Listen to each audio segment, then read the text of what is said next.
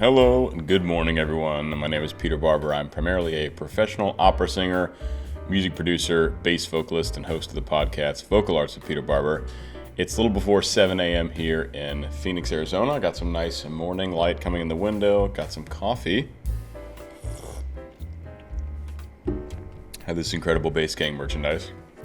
And I'm going to be doing a reaction and a vocal analysis of Colm McGuinness for the first time.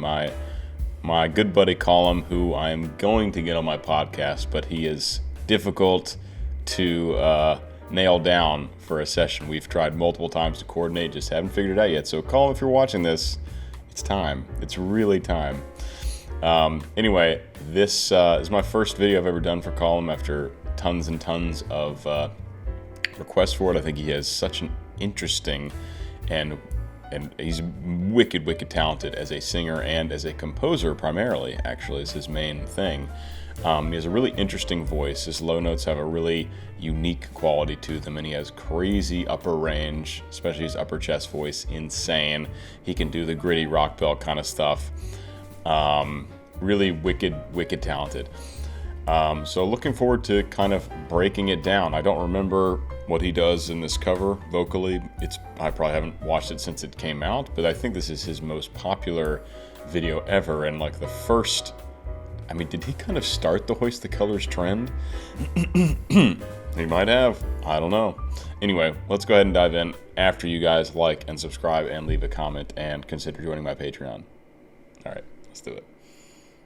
The king and his men stole the queen from her bed and bound her in her bones. So it goes down to low C's there. Yeah, this is really nice. So this is pretty true to the original as far as I remember from Pirates of the Caribbean. We've got this very ghost-like choir in the background, very breathy tone, and then the lead is also very breathy, so he's intentionally allowing a lot of air to come through the vocal folds to give it that kind of ghost-like feel. Men stole the queen from her bed. Very breathy, intentionally making it kind of spooky. The king and his men stole the queen from her bed. And we just have oohs in the background, which is a very nice vowel to start on. It's a vowel that blends very well and blends very easily. His men stole the queen from her bed. We get some dissonance there. He throws in a minor second. Ooh. Let's see, is it F? We get that C to C sharp. So if you listen, that's very subtle because this moment in the cover, it's kind of a subtle moment, right? But you can hear it, and if you're not listening to it, it'll make you feel a little on edge before you even notice it. It's kind of the beauty of music. And his men stole the queen from her bed. The sense of unease. And bound her in her bones. So he's doing Fs. There very lightly. He's on the F2, and then drops down to the C2 there a moment ago. Ooh, F2. Oh, down to the C2. The seas be ours beyond the powers where we will roam. So we actually do get already some of that gritty. It's not high at all yet for him.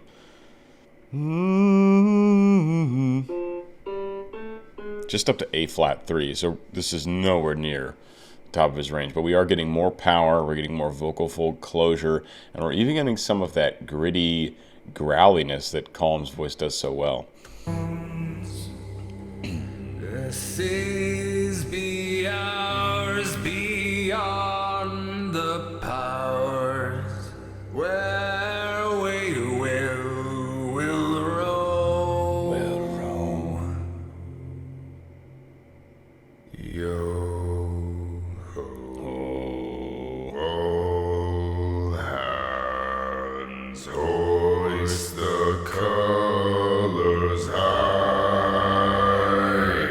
his low notes have the darkest. I remember when he first came on the scene, I was adamant about him faking his low notes. I was one of those outraged people in the comment sections. And then we became friends.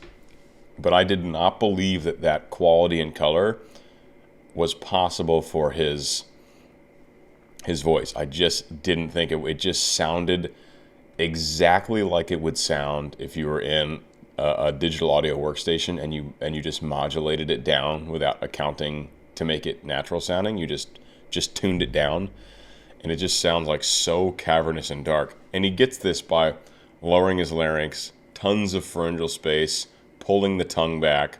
So it's not how you'd want to sing if you were trying to do something long and sustainably. It's like a very compressed sound, but it results in that very freaky, cool bass sound that like works so well in his music. And he is actually doing it. He is actually, like, it is not the color and the pitch is not edited at all. It's pretty amazing. And we get it on All Hands is the first time we really hear it.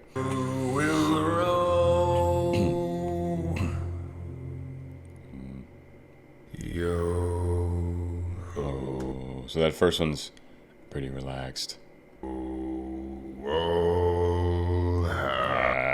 Hands. It's like very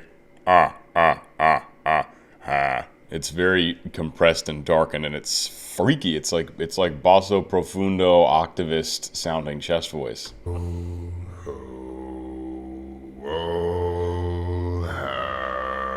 Freaky. Hoist the colors high.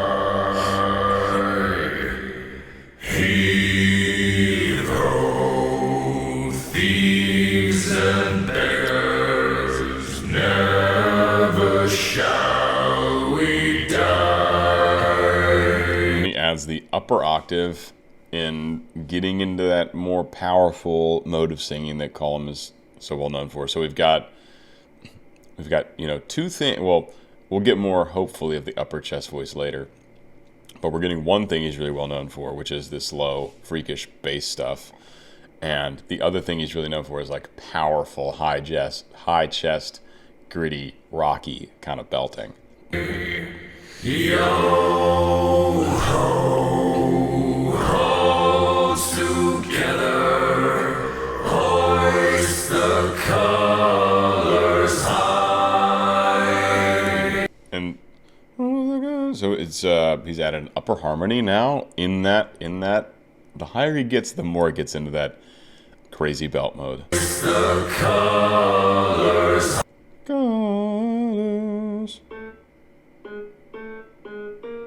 So still up only to a B flat. We're not even scratching the surface of Colm's amazing upper range here. Heave ho, thieves and beggars, never shall we die. Yo ho, hold together. There we go. Now we're getting a little bit higher. This is up to F4. So now we are getting into the higher chest belt range. He hasn't put any grit in it, probably because it's a harmony, and grit seems to work better in a kind of lead voice. If there's too much grit in a bunch of background parts, it can get pretty muddy and just noisy. And when I mean noisy, that's the actual term you would use. Noise is a non-periodic sound wave. So a periodic sound wave is a sound wave that repeats. And the human voice, if you look at a human voice sound wave, they're all different, first of all. And they might look weird, but they will all repeat. So the overall look is like this. But they're not a perfect sine wave. A perfect sine wave is just this. So it's a complicated waveform, but they're periodic. Noise, when you introduce noise into the sound, like or just like stuff like that, is non-periodic. And noise is the actual term for it. So if you have a bunch of that going on in the background, it can literally get noisy the literal definition would be the sound gets noisy, which is kind of funny. So I think he's reserving the grit mainly for the lead. Yo ho, hold together, hoist the colors high. Up to the A flat 4. That is getting high in chest voice, very high. Hoist the colors high. And it's a very clean tone, no grit in that high A flat. Heave ho, thieves and beggars, never shall we die. I like that line of low C's he had there. Never shall we die, and then pops up to the F. Heave ho, thieves and beggars, never shall we die. Awesome. So this is obviously a really short song. I will probably do more Colm soon because it's been a long time coming. But I hope you guys enjoyed this vocal analysis and kind of a reaction. I hadn't heard this in probably 2 years. If you'd like to hear more Colm, please comment below. Otherwise, hope you learned something about his voice. Hope you appreciate him more as an artist now. That's my whole goal. If that's the case, definitely subscribe. And please join my Patreon. Support me that way. It's the best way to support me, actually. Keeps the lights on. So, thanks for watching, guys. See you in the next one.